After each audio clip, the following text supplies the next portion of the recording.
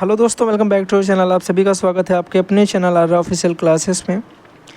आज हम लोग बात कर रहे हैं चतुर्थ सेमेस्टर के जो फर्स्ट पेपर है, जिसका नाम है आरंभिक स्तर पर भाषा एवं गणित के पठन, लेखन क्षमता का विकास। पठन पाठन लिखा है, पठन पाठन, ठीक है, तो उसमें कन्फ्यूज मत होइएगा।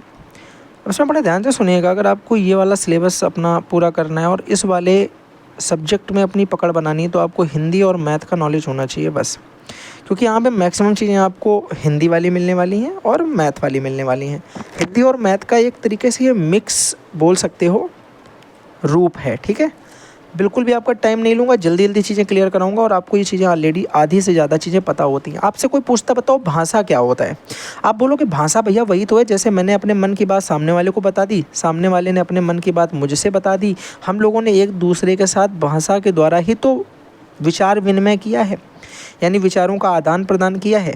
तो वह साधन जिसके द्वारा मनुष्य या तो बोलकर या तो सुनकर या लिखकर या पढ़ करके अपने भावों के या विचारों का आदान प्रदान करता है, सरल रूप से हम बोलें तो उसी को हम लोग बोलते हैं भाषा। बात खत्म हो गई है। भोलानाथ तिवारी के डेफिनेशन दी है, यहाँ पे रोक दी, जल्दी से स्क्रीनशॉट ले लो। ले लिया? नीचे आओ। भाषा की उत्पत्ति आपसे पूछी जा सकती है, बड़े ध्यान से रखिए, यही सब चीज़ें होती हैं जो आपकी इंपॉर्टेंट होती हैं। तो भाषा की उत्पत्ति संस्कृत के भाष शब्द से, भाष धातु से हुई है, जिसका अर्थ होता है वाणी की अभिव्यक्ति। बात खत्म, नीचे आ जाओ। भाषा का महत्व क्या होता है? केवल क्या पढ़ना है, ये पढ़ो। विचार विनिमय का साधन, अपने विचारों को एक दूसरे तक पहुंचाने के लिए। ज्ञान प्राप्ति का साधन, पुस्तक को जब पढ़ते हैं तो भाषा नहीं पता तो पढ़ भी नहीं पाएंगे, तो शिक्षक और पुस्तक से कोई मतलब ही नहीं रहेगा हमारा। तीसरा, राष्ट्रीय एकता, भाषा हम लोगों की एक होगी, एक दूसरे के साथ में जुड़ के रहेंगे, बंध के रहेंगे, एक दूसरे के साथ देंगे, एक दूसरे की बातों को समझेंगे, क्योंकि भाषा आती है। अपने मन से लिखना है, कुछ भी मेरा वाला नहीं छापना है। PDF मिल जाएगी, पढ़ लेना, लेकिन लिखना ही अपने मन से है। बस तुम्हें याद क्या करना, मैं उतना बता रहा हूँ।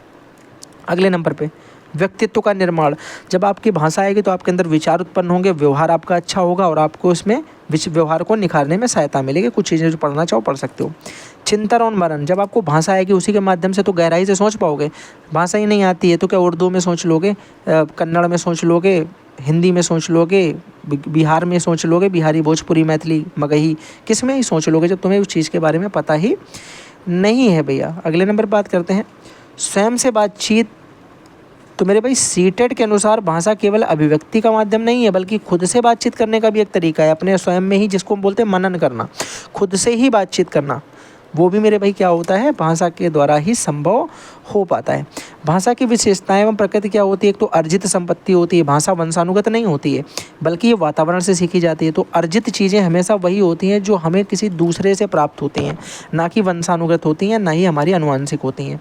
परिवर्तनशीलता, भाषा समय के साथ साथ बदलती भी रहती है। जैसे हमारे कानपुर में ही आप देख लीजिए, कानपुर में आप रामा देवी जाइए, अलग भाषा है, कन्नौज साइड जाइए, अलग भाषा है, कानपुर कल्याणपुर साइड आइए, अलग भाषा है, ठीक है। तो बहुत सारा इतने एरिया में आप बदलते रहिए जगहें और आपकी भाषा बदलती रहेगी। नानकारी जाइए, थोड़ा सा आप जो है बिराना रोड साइड जाइए, थोड़ा सा आप जो है VIP रोड साइड जाइए, तो आपकी जगह जगह के हिसाब से भाषाएं में, बोलियों में ही परिवर्तन आपको महसूस हो जाएंगे। तो भाषा में परिवर्तन तो सगे स्थान के साथ होते ही, क्योंकि स्थान में ये भाषा तो जगह चेंज करो आप, यहाँ से बिहार गए आपकी चेंज हो गई, यहाँ से कन्नड़ मतलब कर्नाटक गए आपकी चेंज हो गई, यहाँ से तमिल चले गए आपकी चेंज हो गई। तो भाषा जो है स्थान के साथ बदलती रहती है। प्रतीकात्मकता की बात करें तो प्रतीकात्मक होती है, भाषा को प्रत्येक ध्वनि को लिखने के लिए एक प्रतीक होता है भाषा का, जिसको हम लोग लिपि बोलते हैं।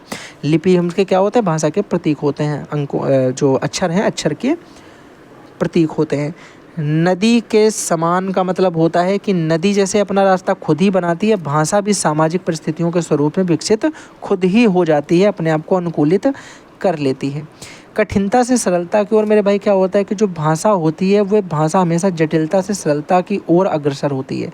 आपको पहले टफ लगेंगी चीज़ें, फिर धीरे धीरे जैसे आपको नॉलेज बढ़ेगा वो चीज़ें सरल हो जाएंगी, ठीक है। आगे हम बात करें भाषा के मुख्य भेद की, तो भाषा मुख्य रूप से 3 प्रकार की होती है। मुख्य रूप से मेरे भाई वैसे 2 प्रकार पढ़ते हैं, लेकिन वैसे हम 3 प्रकार के मानते हैं। एक सांकेतिक भाषा भी मानते हैं, जैसे जिनको सुनाई नहीं पड़ता तो उनके लिए हम सांकेतिक भाषा का प्रयोग करते हैं। या प्राचीन भाषाओं में कई सारी लिपियाँ ऐसी भी हमको मिली हैं जो पढ़ नहीं पाए, तो वो कुछ सांकेतिक भाषा ही हैं, ठीक है। मौखिक भाषा की हम बात करें तो बोल करके सुनना, लिखित भाषा लिख कर पढ़ कर, सांकेतिक भाषा संकेत या इशारों के माध्यम से, तो वही हो गई, ठीक है।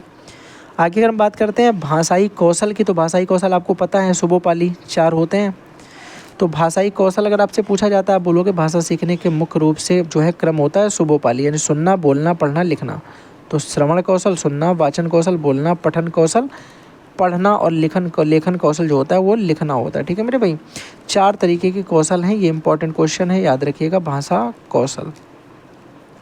पठन कौशल की बात करें रीडिंग स्किल की, तो आपको ये वाली बातें सारी पता हैं, आप बना के लिख लोगे, बिल्कुल आपका टाइम वेस्ट मैं नहीं करने वाला हूँ, एक बार जल्दी से देख लीजिएगा। पठन कौशल क्या होता है? लिखित भाषा को पढ़ करके अर्थ समझना पठन कौशल के अंतर्गत आता है। आगे अगर हम बात करें उमा मंगल के अनुसार बात करें अगर हम, तो उनके हिसाब से बोला गया कि लिखित सामग्री को पढ़ते हुए अर्थ ग्रहण करने की क्रिया को ही हम पठन कहते हैं। तो कोई पूछ दे बताओ पठन की डेफिनेशन क्या है, बहुत इंपॉर्टेंट है ये बात। पठन की डेफिनेशन पूछा जाए तो आप बोलोगे उमा मंगल के अनुसार लिखित सामग्री को पढ़ने और उनके अर्थ ग्रहण को करने की जो क्षमता है वही हमारी पठन कहलाती है। आप ऐसे इसको लिख सकते हो। पठन के उद्देश्य पूछे जाए तो पठन के उद्देश्य मेरे भाई निम्न होते हैं: वर्णमाला के अक्षरों को पहचानना, आत्मविश्वास जागृत करना, तेज गति से पढ़ने का अभ्यास करना, सेल्फ स्टडी की आदत डालना, विषय वस्तु पर केंद्रित भावों को समझना। ठीक है, पठन के प्रकार आपसे पूछे जाए, भैया ये हम लोग ऑलरेडी पढ़ चुके हैं पहले सिलेबस पहले सेमेस्टर्स में कि पठन के कौशल कौन कौन से, एक तो सस्वर, एक मौन और एक मुद्रा भाव पठन। तो कौन कौन से तरीके हुए भैया? सस्वर का मतलब स्वर के साथ, सस्वर का मतलब स्वर के साथ बोल के पढ़ना, मौन का मतलब मन में पढ़ना, मुद्रा भाव के साथ में क्या होता है? चित्र वित्र देख के समझ लेना, पढ़ना वढ़ना कुछ नहीं, बस चित्र देखा और अर्थ उसका समझ गए। उसके बाद आ जाओ भैया दृश्य पठन देख करके, दृश्य पठन दृश्यों का भ्रमण करके या चीज़ों पर चर्चा करके। अभिनय पठन नाटक और उसके संवादों के द्वारा, यानी जो एक्टर करते हैं पठन वो वाला। चित्र पठन क्या होता है? पुस्तकों की मदद सहायता से कहानी को समझ लेते हैं, पुस्तक में जो चित्र हैं उनकी सहायता से। अक्षर पठन फ्लैश कार्ड या उन पे अक्षरों के माध्यम से सीख लेते हैं भैया। और शब्द पठन होता है बिना मात्रा वाले शब्दों को पढ़कर या जोड़ करके पढ़ना। तो ये सारे हमारे पठन हो गए। इसी के साथ हमारा पहले चैप्टर का कॉन्सेप्ट यहाँ से ख़त्म हो गया। इतना आपका पहला चैप्टर है, बड़ा बेसिक सा है, आपको चीज़ें सारी समझ में आ गई होंगी। 6 से 7 मिनट की क्लास और आपके एक इसमें स्मार्ट नोट्स, एकदम बेहतरीन क्वालिटी का कंटेंट, बिल्कुल बिना ज़्यादा ड्रामे वाला। तो ये आपके लिए मैंने तैयार कर दिया। और आपके भैया याद रखिएगा कि सारे के सारी ये क्लासें जो हैं आपके एग्ज़ाम के लिए बहुत ज़्यादा इंपॉर्टेंट होने वाली हैं। बस उनको अच्छे से पढ़ लीजिएगा, अच्छे से समझ लीजिएगा, कुछ भी याद आपको नहीं करना पड़ेगा, बस जैसे मैं बता रहा हूँ उसको समझते चलिए। बिल्कुल बेसिक है, एकदम बहुत ज़्यादा बेसिक है, इससे ज़्यादा बेसिक आप मानो आपको मिलेगा भी नहीं फिर। ठीक है, तो जो बेसिक का एकदम बहुत ज़्यादा वाला बेसिक होता है ये वो है।